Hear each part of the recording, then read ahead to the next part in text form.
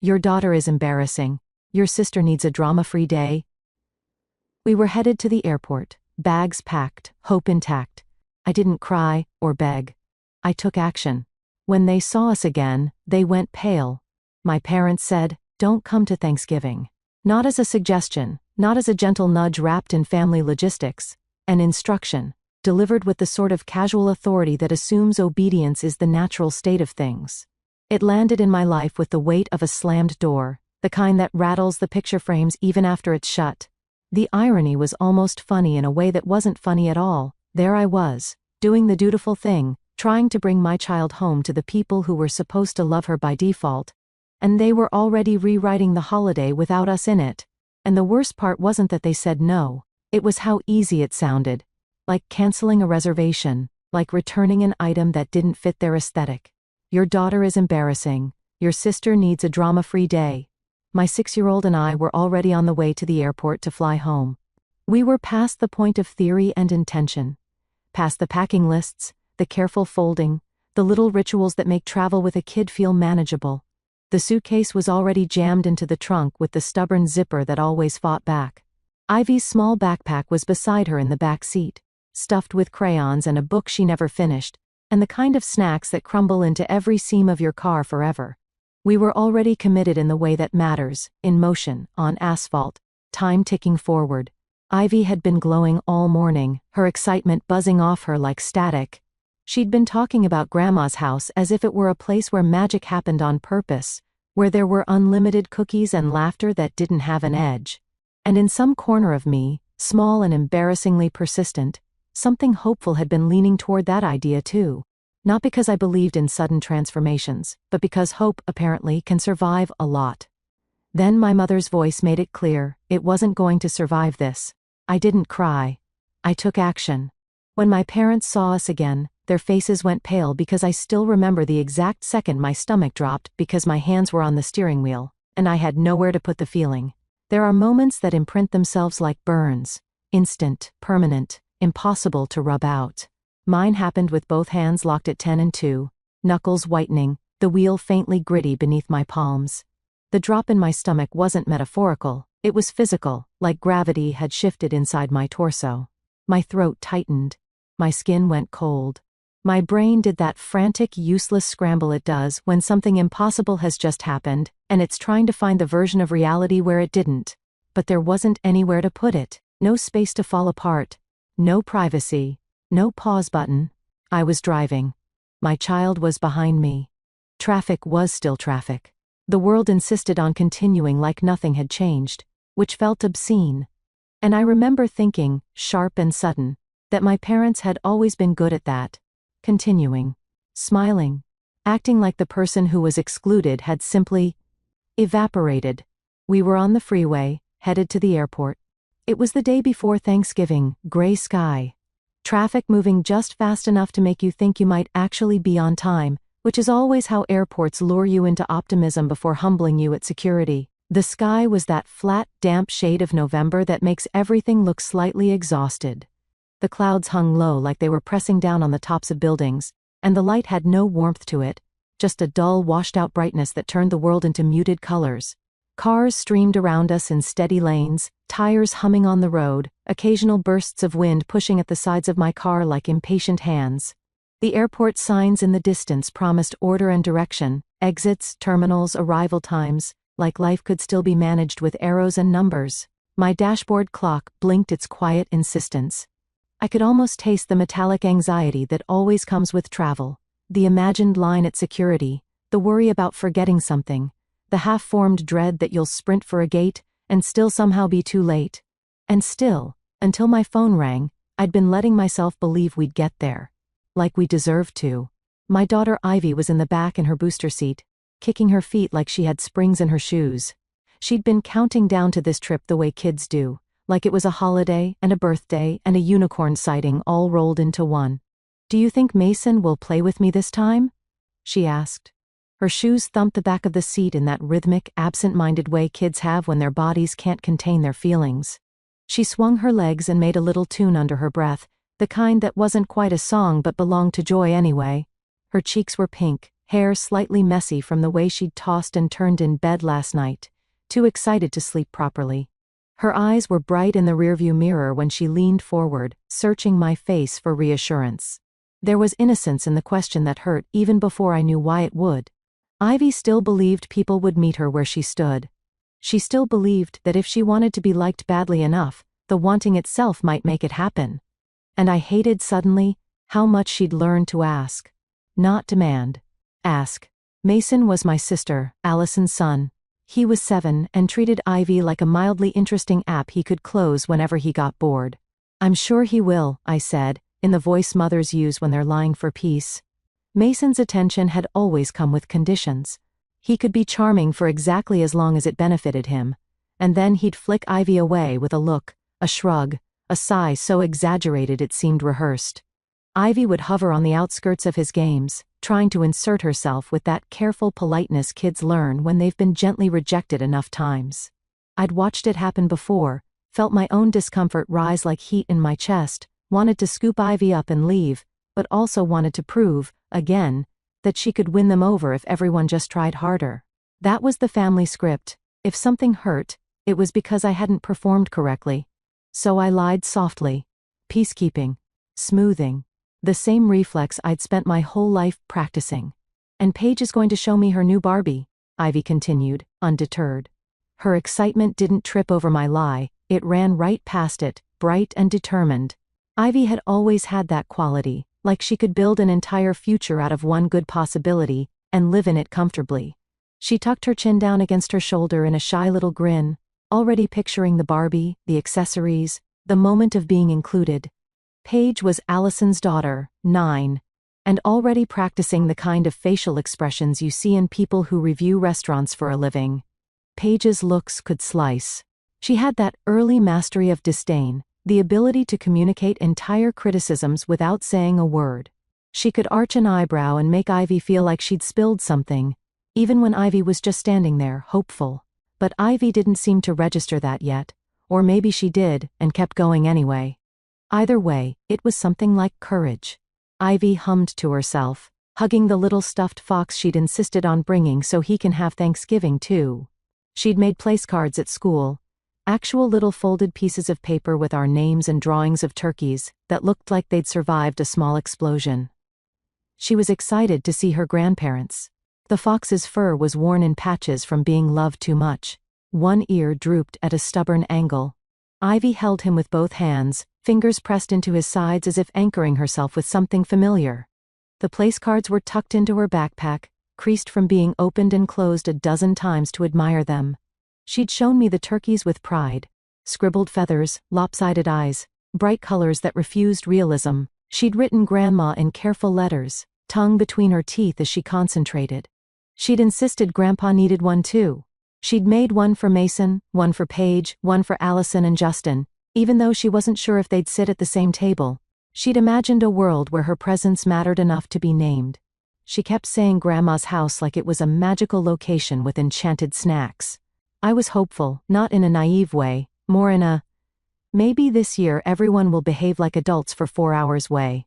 A cautious, fragile optimism, like balancing a glass ornament on a moving bus. The truth was, I'd been running on that kind of hope for years. Small, breakable, handled carefully. It wasn't the hope of someone who'd never been disappointed. It was the hope of someone who'd learned to expect disappointment, and still showed up anyway.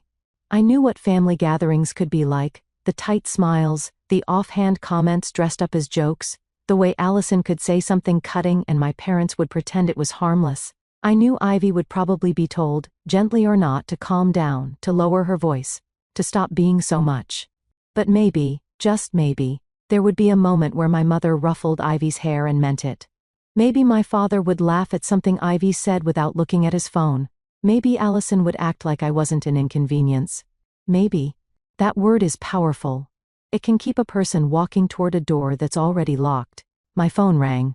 The screen lit up with Mom. I smiled automatically. It was instinct, muscle memory. My face moved before my mind did, like my body was still trying to be the good daughter, the safe daughter, the agreeable daughter, before anything had even happened. I felt that familiar tightening in my chest, the preemptive readiness to absorb whatever came next and pretend it didn't hurt. Because apparently my nervous system hadn't gotten the memo that I was allowed to be wary. "Hey," I said, tapping the button and putting it on speaker. The sound filled the car immediately, my mother's presence suddenly in the small space with us. I told myself speaker was practical. Driving, laws, safety. But there was another part of me that did it because I still, in some stubborn corner, wanted Ivy to hear her grandmother's voice and feel that warmth, wanted proof that our going wasn't a mistake. "Hi, Sarah," my mother said. Her tone was careful, not warm, not casual, controlled, like a hand resting lightly on a lid to keep something from boiling over. I felt my smile falter, just a fraction, and my eyes flicked to the road as if staying focused could prevent whatever was coming. Too careful. Like someone trying to move a vase without letting you hear it scrape. My fingers tightened on the steering wheel, and in the rearview mirror I saw Ivy's face turn slightly toward the sound of my mother's voice, curious, open, trusting. Her mouth was parted a little, her expression soft with expectation. I glanced in the rearview mirror. Ivy was looking out the window, mouth open a little, relaxed. Happy. It hit me then how safe she felt in that moment. How uncomplicated. She had no idea she was about to learn something sharp about the people she'd been taught to love. "Hi, Mom," I said. I kept it light. I kept it normal. I did what I'd always done, offered my best self first, in case that could change the outcome. "We're on the way. I think we're going to make it with..." "Listen," she cut in. And my optimism shattered into tiny glittery pieces. That one word, listen, was a command, not an invitation. It was the tone she used when I was a kid, and she'd already decided the conversation was over before it began. My stomach clenched hard enough to make me nauseous. The freeway noise seemed to fade behind the sudden thud of my heartbeat. There was a pause. Just long enough for my brain to go, "Something's wrong." "We've been talking," she said. "And we think it's best if you don't come this year." For a second, the world tilted. The sentence hung there, in the air of the car like smoke. My eyes blinked automatically, like that could clear it away. Like vision was the problem, not what I'd heard. I actually blinked. Like my eyes could reboot the sentence. "What?" it sounded. I hated that my first instinct was confusion instead of anger, as if the idea of being excluded was so normal that it only startled me when it was said out loud. "It's just," she continued, like she was explaining the weather. "Your daughter is embarrassing." The highway didn't change. Cars kept going. The brutal. My breath caught, sharp. I felt heat rush into my face, and then drain away so quickly my fingertips tingled. "We don't want her there. Allison needs a drama-free day. There are moments where you can feel your body make a decision without consulting you. Mine decided, right then, that if I stayed on the road, we were going to end up inside someone's trunk." My hands tightened on the wheel until my wrists ached. The lane lines blurred for a moment, my vision narrowing as if my body was trying to protect me by focusing on anything else. I flicked on my hazards and eased onto the shoulder. Half parking, half abandoning the concept of traffic laws out of sheer survival. The car shuddered slightly as we hit the rougher edge of the road. Gravel pinged against the underside. Wind buffeted the side mirror. The steady rush of vehicles passing inches away made the whole car vibrate, like it was trembling with me. If my car had feelings, it would have sighed and said, "Here we go." Ivy's voice came from the back seat, small and immediate. "Mom?" That one syllable, "Mom," was a lifeline and a knife. I stared straight ahead at the blurred line of the road, my chest tight, trying to swallow the panic that wanted to climb out of me and spill everywhere. My mother was still talking through the speaker, but my brain had zoomed in on one thing. Ivy heard it.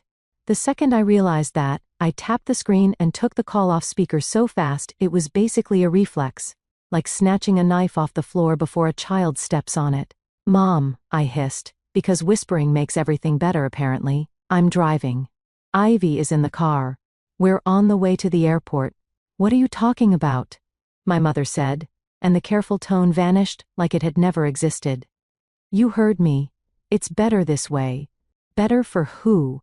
The question burned behind my teeth. I looked in the mirror again. Ivy wasn't kicking her feet anymore. She was just staring straight ahead. Fox hugged tight to her chest like it was armor. Her little fingers pressed into the plush, so hard her knuckles looked pale. Her face had gone still in the way children's faces go still, when they're trying to understand something too big for them. To a room where the adults were suddenly dangerous. I didn't trust my mouth to stay safe in front of her for even one more sentence. "Hold on," I said, clipped. "1 second. Then I leaned back just enough to keep my voice gentle for Ivy. "Sweetheart, stay buckled. I'll be right outside the door." My hand trembled as it reached for the door handle. I moved quickly, not because I wanted to leave her, but because I needed to put distance between her and the poison in my ear. Before she could answer, I was already out of the car. Door shut. Cold air hit my cheeks like a slap. The roar of the freeway swallowed everything, a constant furious sound, like the world itself was shouting. One step away from my kid. One step closer to the truth. I lifted the phone again. The screen felt slick under my thumb. My breath came out in a thin cloud. "Okay," I said, low and steady. "Say it again." My mother didn't even pretend to soften it. "Allison doesn't want the stress. She has guests." "We're not doing this." "Guests," I repeated. And it came out flat, like the word had lost meaning. I could taste something bitter at the back of my throat. My eye not to. Not here. Not where Ivy might see. Not where my mother would hear it and file it away as evidence. "So Ivy is—" "What?" I said. "A bad look?" My mother made that little irritated noise she makes when I named the thing she's hiding. "Don't start." "I'm not starting," I said, the words tight. "I'm clarifying. You just told me my 6-year-old is embarrassing." "She'll get over it," my mother said, like she was talking about a spilled drink. A car blasted past, close enough that the wind yanked at my coat and made my hair slap my face. I stared at my own door like it was the only solid thing in the world. "We already have flights," I said. One sentence. No begging. "We're literally on the way." "And now you're not," she snapped. "Allison needs a drama-free day." There it was again. Drama-free. Like my child was an unregulated substance. My jaw clenched so hard my teeth hurt. I swallowed the ache that rose in my throat. Swallowed the familiar urge to make myself smaller, easier, less inconvenient. "So that's it?" "It's better this way," my mother said. Final. "We'll see you another time?" A pause hung there. Just long enough for me to wait for the part where she said, "I'm sorry." She didn't. She did what she always did when I didn't immediately fold myself into whatever shape she needed. She ended the call. The silence afterward was worse than the words.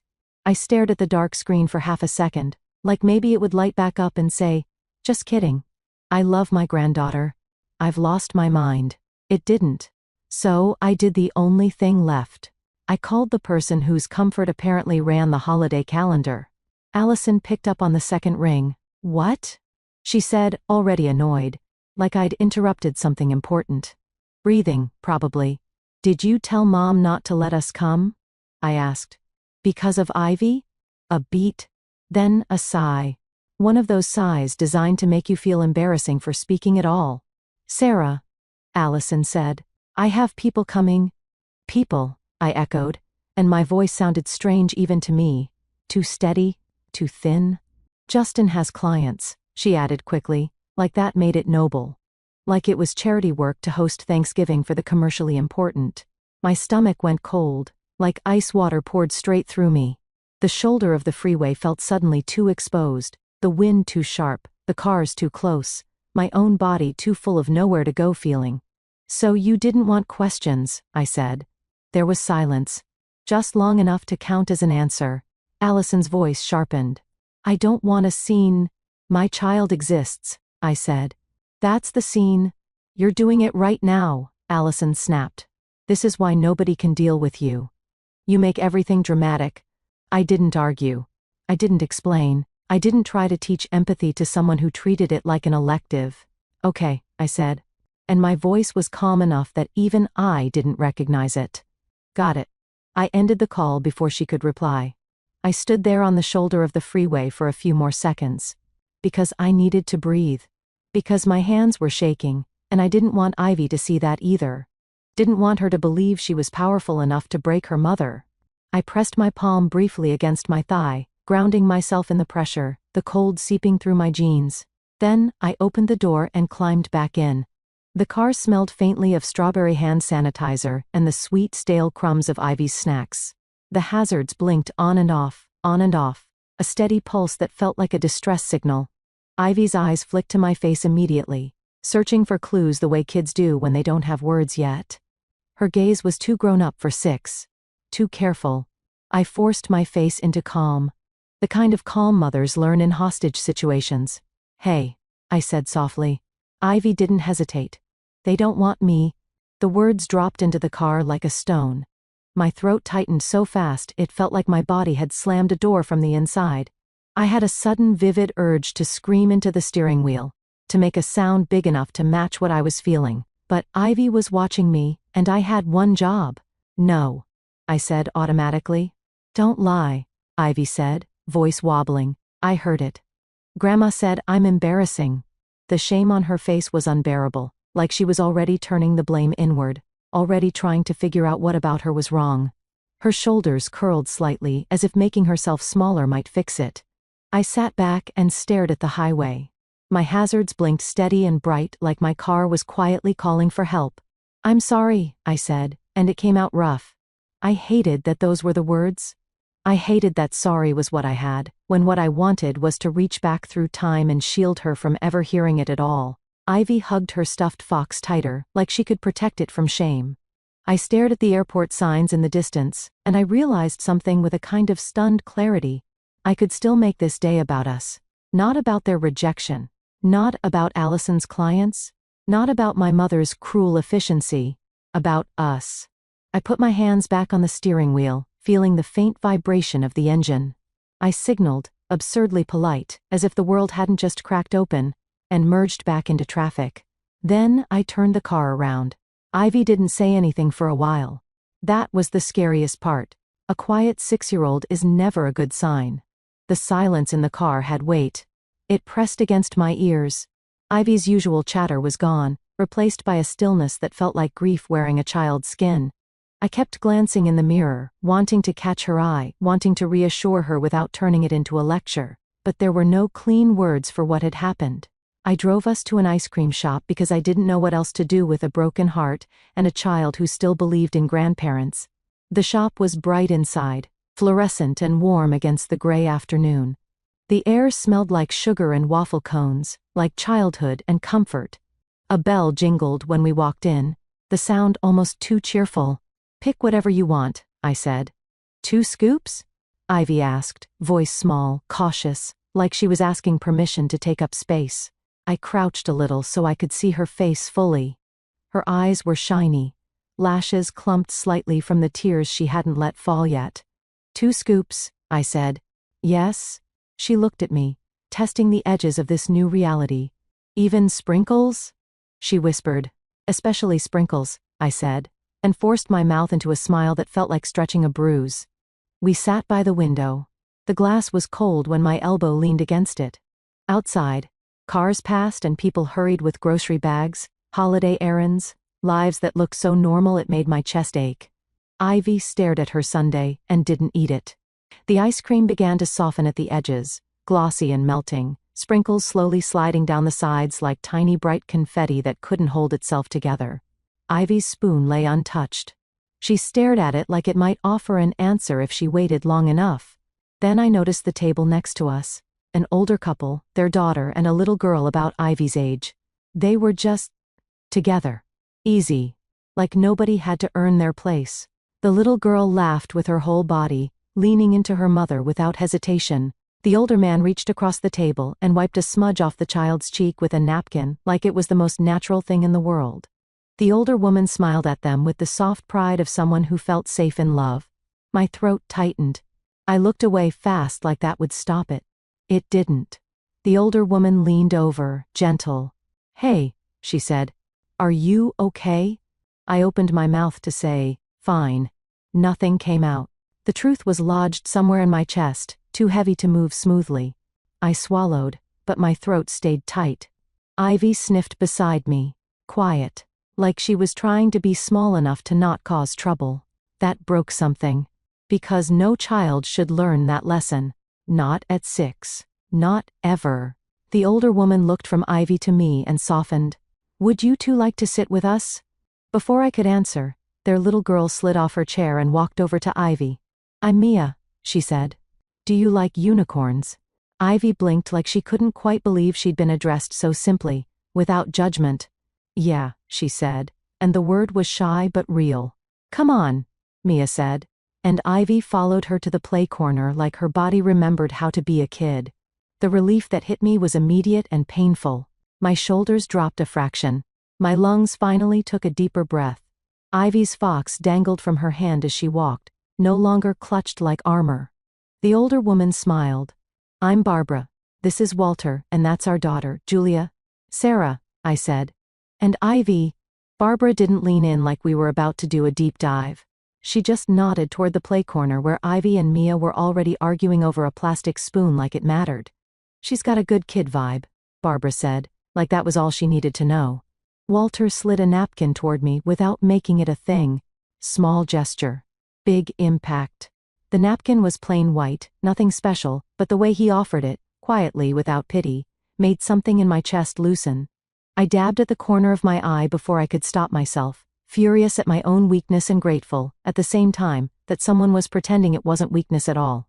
Julia gave me a quick sympathetic look and said, holidays can be a lot. I let out a breath that wasn't quite a laugh. That's one way to put it. Barbara watched me for a second. Quiet, not nosy, and asked gently, are you okay? I should have said yes. I should have said, just tired, and moved on like I always do. But my mouth betrayed me. Not really, I admitted. And then, because the dam was already cracked, one sentence slipped out. We were supposed to fly home for Thanksgiving, and my mom called and told us not to come. Barbara's expression changed, not dramatic, just immediate. Like the words had landed in her body the way they'd landed in mine. Because of Ivy? Julia asked softly, like she already knew the answer, but didn't want to assume. I stared at my hands. My fingers were wrapped around my cup, the warmth seeping into my skin. I watched the way my thumb rubbed the rim in a small, unconscious circle. Yeah, I said. Walter's jaw tightened. Barbara's voice dropped. Careful, what did she say? I hesitated. I could feel the old instinct, protect them. Protect my mother's image. Protect the story that kept me tolerable. Then I swallowed. That Ivy was embarrassing. Nobody spoke for a beat. The ice cream shop noise filled the space, spoons clinking, a child squealing, the hiss of an espresso machine. But at our table, everything went quiet and sharp. Barbara didn't ask for a life story. She didn't demand details. She just said, quietly, like she couldn't help it, how could anyone say that about a child? And that was the problem. Because the real answer wasn't one sentence. It wasn't just one phone call. It was years of being measured and found lacking, years of being told, explicitly or not, that love was something you had to earn by being convenient. It was every moment Allison's comfort had been prioritized, every time I'd been told I was too sensitive, too intense, too much. And I had no idea where to even start. Barbara and Walter were watching me like they were waiting for the rest of the story, and I realized I'd never actually said it out loud to people who weren't already committed to misunderstanding me. So I did what I always do when I'm about to say something painful. I made a joke. My family's big on tradition, I said. Like turkey, and stuffing, and pretending I don't exist unless my sister needs an audience. Julia let out a short laugh that sounded like it surprised her. Like she recognized the coping mechanism because she'd seen it in herself, maybe. Or in someone she loved. Barbara didn't laugh. Not because she didn't get it. Because she got it too well. You have a sister, she said. Older? I said. Allison. Just saying her name made my shoulders tighten. Allison was the right daughter. The one who didn't cause problems, mostly because she never had to ask for anything. It was handed to her like a crown. Growing up, Allison's achievements were framed. Mine were acknowledged, if nobody was busy. If Allison got an A, my parents said, that's our girl. If I got an A, my parents said, good. Keep it up. If Allison cried, the house rearranged itself around her. If I cried, my parents said, don't start. Even now, remembering it, I could feel that old heat in my chest. anger mixed with a strange, hollow grief. Like mourning a childhood that had technically existed but never really belonged to me. As adults, Allison married Justin. A man my parents approved of like they were on the judging panel of a reality show called America's Next Acceptable Son-in-Law. Justin shook hands like he meant it. He wore button-down shirts. He laughed at my dad's jokes. He fit into my parents' world like a puzzle piece they'd ordered online. Allison had Mason and Paige, and my parents turned into the kind of grandparents you see in commercials. The kind who baked cookies and posted pictures, and wrote captions about blessings.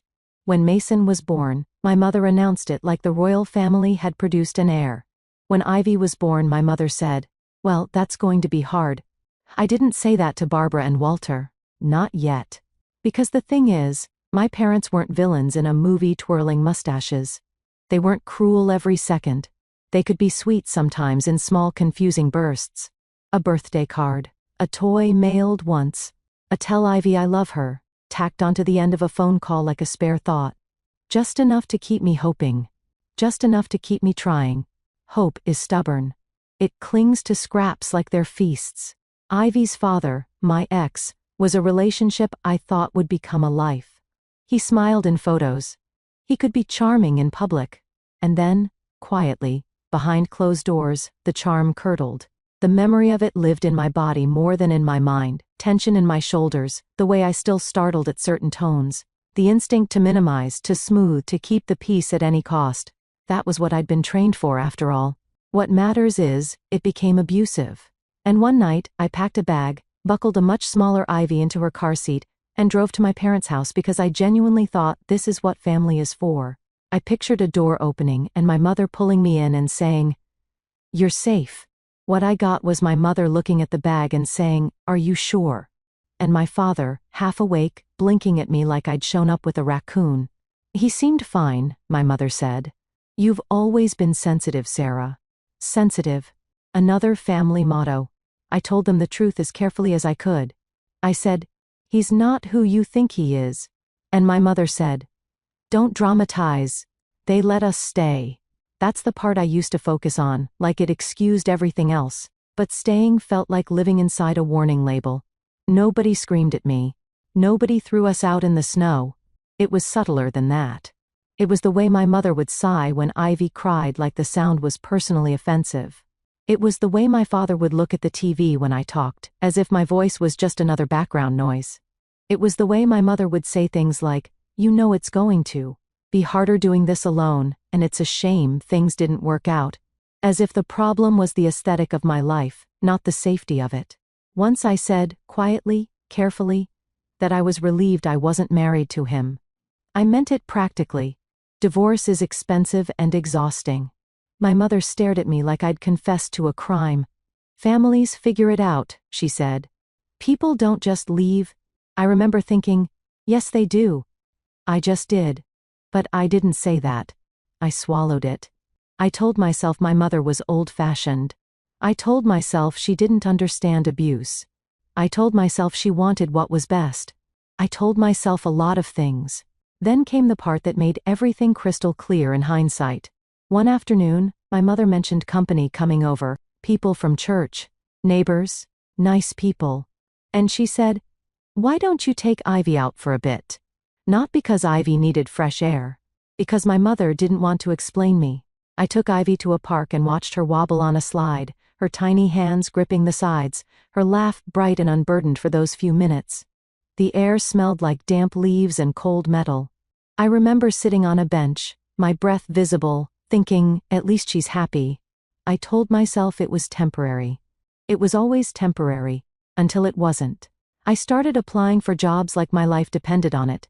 Because it kind of did. My parents didn't say, "You have to leave." They said things like, "So what's your plan?" And "You can't stay here for a decent one." But it was far, far enough that visiting meant planning, tickets, the whole production. I remember standing in the kitchen with the offer letter in my hand, Ivy on my hip, and saying, "It's really far. I think I should keep looking for something local, just a little longer." I expected my parents to say, of course, "We can help. Stay. Find the right thing." My mother didn't even hesitate. "Be picky," my father added, without looking up. You don't want to be stuck here forever, my mother said. And the words landed like a door closing. So, I took the job. I moved. I built a life far away. I told myself it was independence, and it was. But it was also exile with better branding. Despite everything, Ivy kept asking about her grandparents, mostly because other kids talked about theirs, and she wanted to belong. So when my mother called her embarrassing, it didn't just hurt me. It hit Ivy. And that was the final straw. I could swallow shame aimed at me. But I wasn't going to teach my daughter to swallow it too. That's why, sitting in that ice cream shop, watching Ivy play with Mia, I finally let myself see the truth. It didn't have to be like this. And when Barbara said, "Come to our Thanksgiving tomorrow," I understood it wasn't pity. It was a door. I went. Not because I wasn't terrified. Because Ivy deserved a holiday where she wasn't treated like a problem to manage. Barbara's house smelled like actual Thanksgiving. Roasting turkey, butter, cinnamon, something baking that made the whole place feel warm before anyone even spoke to you. The scent hit me immediately when the door opened, rich and layered, like comfort made tangible. Heat rolled out into the chilly air, carrying spices and roasting meat and the faint sweetness of something caramelizing in the oven. The entryway was crowded with coats and shoes, and the soft clutter of a home that was lived in, not staged. Walter opened the door with a grin like we were expected, not accommodated. "Sarah," he said, like my name belonged in his house. "You made it." Ivy hovered behind me at first, clutching her stuffed fox like a shield. Her eyes darted around, taking in the unfamiliar space, the unfamiliar voices. Her body was tense, ready to retreat, ready to be told she was too loud or too much or in the way. I could see her holding herself in, the way she'd learned to do in places that weren't safe. Then Mia appeared and said, "You're here," like it was the best news of her life. Ivy's shoulders dropped 1 inch. Then another. Barbara handed me a glass of something warm and said, "Kitchen's that way, shoes wherever." Then, like it was the simplest truth in the world, she added, "Your family today." Family today. That phrase could have been corny. Coming from Barbara, it felt like truth. Ivy and Mia disappeared into a room full of toys, and I stood there in the entryway with my coat still on, blinking like someone who'd walked into the wrong movie. Then my phone buzzed. I checked it quickly, out of habit. Like maybe the universe would send me an apology text, and I could go back to believing in magic. It was Facebook. And there it was. A photo of my parents at the table with Allison and Justin, Mason and Paige all smiling, posed, perfect. My mother's chin lifted just so. Her expression practiced. My father looked present but distant, as if he'd been told to sit in the right place and comply. Allison's smile was wide and flawless. Justin leaned in like he owned the moment. Mason and Paige looked polished and performative, the kind of kids who already knew how to look happy for pictures. The kind of picture that screams, "We are grateful. We are blessed. We are also very good at angles." The caption was something about family, and nothing like time with the grandkids. Hearts. Comments. People saying "so beautiful," and "love this." There was no mention of me. No mention of Ivy. Not even a polite lie like missing someone. Just clean erasure. I stared at it for a long second, and something in me went very still. Not sad. Not shocked. Just done. I slid my phone back into my pocket and walked into Barbara's kitchen, where Julia was stirring something on the stove, and Walter was carving something like he took it personally. Steam fogged the windows. The countertops were crowded with bowls and platters. The sound of laughter drifted in from the living room. There was music playing softly, something warm and old-fashioned. Barbara glanced at my face and didn't ask. She just nudged a plate toward me and said, "Sit. Eat while it's hot." And here's the thing. I didn't cry. Not because I wasn't hurt. Because I finally understood that my tears were wasted on people who used them as proof I was dramatic. So, I took action. It wasn't dramatic action. It wasn't revenge. It was a quiet internal decision so firm it felt like steel. Ivy would never audition for love again.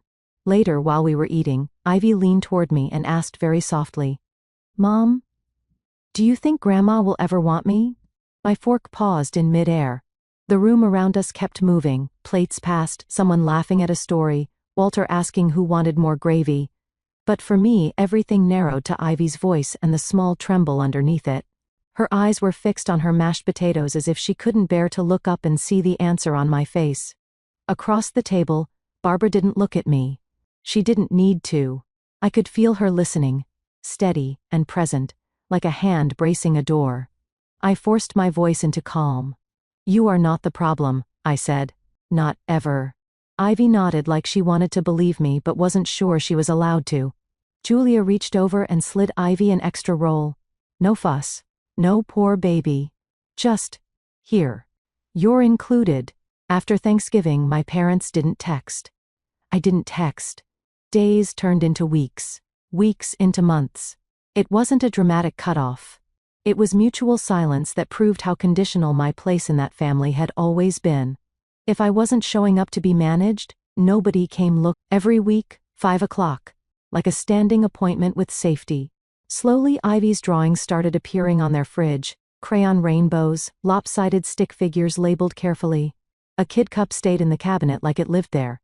Mia would save Ivy a seat without being told. Walter would ask Ivy about school like her answer mattered, leaning in as if every detail of first grade was worthy of serious attention. One Sunday, Ivy spilled apple juice on the table. I flinched. Because my body still expected sighs and eye rolls and honestly, Sarah? Barbara just grabbed a towel and said, "It's a table. It's been through worse." Walter nodded solemnly. I once spilled gravy on a Thanksgiving centerpiece in 1998. The family survived. Ivy giggled. A real giggle. Dry humor is how I survived my childhood. Warm humor is how Ivy was healing. And then, one afternoon, it happened. Ivy was running toward Barbara in the kitchen, arms open, and she shouted, "Grandma Barbara?" I stopped breathing. Because I expected correction. I expected discomfort. I expected someone to say, "Oh no, sweetheart, I'm not your..." Barbara turned, opened her arms and said, "There's my girl." Just like that. Walter looked up from the newspaper and said, "Hey kiddo." And Ivy beamed. I went to the bathroom and stared at myself in the mirror for a full minute, because my eyes were wet, and I was furious at how unfair it was that love could be that easy if people simply chose it. That week, I updated the documents that mattered. School pickup, emergency contacts, medical permissions, and a guardianship plan. Quiet, legal, permanent. If anything happened to me, Ivy would go to Barbara and Walter. Not my parents. Not Allison. Not Justin. It was the most adult sentence I'd ever written, and my hand didn't shake once. Julia and I got closer too. Not in a sit and discuss our feelings for 3 hours way. In a real-life way. We swapped childcare once. Then again. We vented while the kids played, voices low, eyes occasionally flicking toward the playroom with that constant parental vigilance. It started to feel like sisterhood without either of us naming it. Like closeness could exist without being a performance. Then Julia invited me to a single-parent play meetup she ran once a week at a community center. "It's low stakes," she promised. Kids play. Adults pretend they remember how to socialize. That sounded like my kind of nightmare. So I went. And that's where I met Lucas. He walked in with a little boy, Leo, who had a cowlick and the serious expression of a child evaluating whether this place had snacks. Lucas wasn't flashy. He didn't walk in like he was auditioning to be everyone's favorite dad. He just noticed things. He held the door for a mom juggling a stroller. He picked up a dropped sippy cup like it wasn't beneath him. He nodded at Ivy like she was a person, not an accessory to me. It didn't happen all at once. Lucas became a steady part of our routine, then our life. Ivy and Leo clicked, the way kids do when they find someone who doesn't treat them like they're too much. They built towers and knocked them down and argued over toys with the kind of fierce honesty only children have, then forgave each other in minutes. Sundays at Barbara and Walter's became normal. A year passed, quiet, solid, and somehow, without fanfare, we ended up planning a wedding. 1 year after the Thanksgiving that started it all, my life looked nothing like it used to. I was engaged to Lucas. Ivy had Leo and Mia like built-in best friends. Barbara and Walter weren't nice people we met once. They were family. My biological family had been silent for a year. So when Mom's name lit up my phone, I stared at it like it might bite. Lucas looked up from where he was helping Ivy with a puzzle, his hand steady over the pieces. "You okay?" Define okay, I said, and answered. Sarah, my mother said, careful, controlled. The same tone from the highway. I hear you're getting married? Yeah. A beat. Then the real reason. Where is our invitation? I kept my voice calm. You're not invited? Silence. Then outrage, like I'd broken a law. What do you mean you're not inviting us? I mean exactly that. This is ridiculous, she snapped. What was ridiculous, I said, was you calling my 6-year-old embarrassing. Don't start, she warned. I almost laughed. Muscle memory. I'm not starting, I said. I'm finishing. She hung up. Then the pressure came in waves. Calls. Texts. Relatives I hadn't heard from in years suddenly discovering my number like it was a hobby. You can't not invite your parents. Be the bigger person. Family is family. I explained once. One sentence, to one person. They rejected Ivy. She heard it. The line went quiet after that. Then the voicemail arrived. We're coming anyway, my mother said, tight and satisfied, like she'd solved a problem. Allison texted. You're being dramatic. This is why nobody can deal with you. Lucas listened to it all, jaw tight. You're not crazy, he said quietly. Thank you, I said. I'd like that embroidered on a pillow. We arranged security for the wedding. One rule, no exceptions. No one approaches Ivy. Wedding day arrived. I was getting ready with Julia fussing over a curling iron, Barbara fixing Ivy's dress, and Walter standing nearby pretending he wasn't emotional. The room smelled like hairspray and perfume and warm fabric. Ivy's dress was pale and bright, the kind of thing that made her feel like a storybook character. Barbara's hands were gentle as she smoothed the fabric, adjusted a ribbon, tucked a stray curl behind Ivy's ear. Ivy spun. Do I look fancy? You look like trouble, Julia said fondly. The best kind? Barbara smiled at Ivy. Our girl. Walter cleared his throat. Ready, kiddo? Then the coordinator stepped in. Sarah, she said, voice careful. Your parents are here, and your sister's family. My pulse spiked. Lucas was instantly beside me, his presence a solid wall. Want them removed? I looked at Ivy, bright dress, little bracelet, 6-year-old heart still healing. I wasn't risking a shouting match with Ivy within earshot. No, I said. Let them in, back row, away from Ivy. If they move toward her, stop them. The coordinator nodded and disappeared. Walter offered his arm. His hand was steady. That was the whole point. I stepped into the aisle. They were in the back. My mother stiff. My father shrinking. Allison scanning the room like it was a performance review. Justin leaning back like he belonged. Mason and Paige bored already. My biological father didn't stand. Walter did. Walter walked me down the aisle like he was honored to be there, like I mattered. Lucas waited at the altar, eyes locked on me. The kind of gaze that says, I choose you. I choose your child. And we got married. My biological family watched from the back, like people who'd shown up too late to matter. At the reception, Ivy was safe at the kids' table with Mia and Leo. That was all I cared about.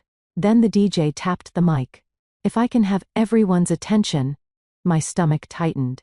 Not fear. Anticipation. Because I'd planned this part. I took the microphone. Thank you, I said. For being here.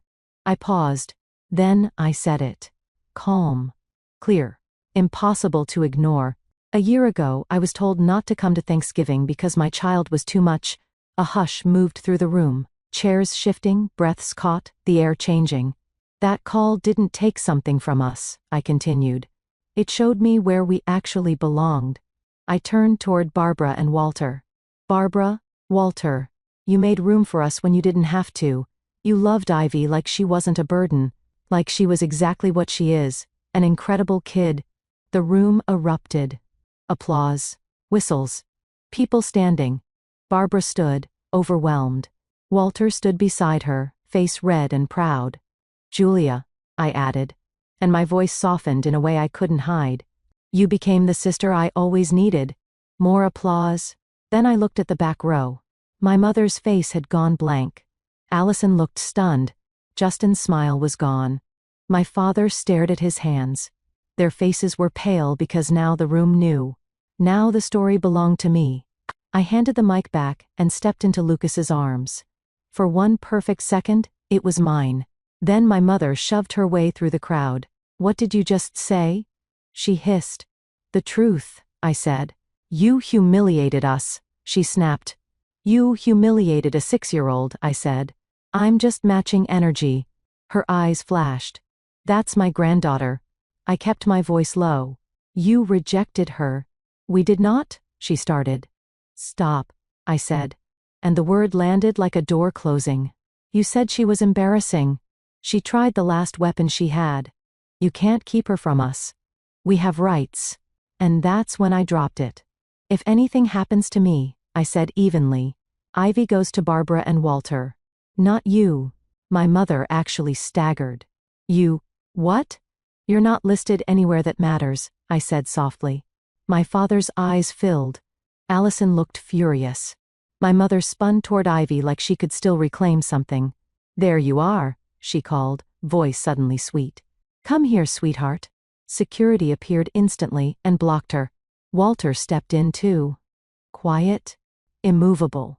Julia was already moving Ivy away. Barbara reached her first, calm and practiced, like this wasn't the first time she'd protected a child from grown-up chaos. My mother's voice rose. "This is my family." Walter's voice stayed low. "Not today." I looked at my mother and felt something settle. Calm. Final. "I don't hate you," I said quietly. "I've just stopped waiting for you to be different." Then I nodded to security. "Please escort them out." They were removed. My mother kept looking back like she expected me to chase her. I didn't. I crouched in front of Ivy. "You okay?" Ivy frowned, eyes searching, trying to place the shape of what she'd just witnessed. "Was that, Grandma?" "That was someone who doesn't get to hurt you anymore," I said. Ivy blinked. Then asked, "Can I have cake now?" A laugh broke out of me, shaky, real, relieved. "Absolutely." And I went back to my wedding. The next morning my phone was full of messages from people who cared more about tradition than a child's feelings. I deleted them. Each swipe felt like clearing debris after a storm, tidying up the mess other people insisted I should live inside. My chest still felt tender, but it was a clean tenderness now, not the infected kind I'd carried for years. Then one message came in from Aunt Denise. "I heard what happened. I'm proud of you. Protect Ivy. You're doing the right thing." I stared at it for a long time.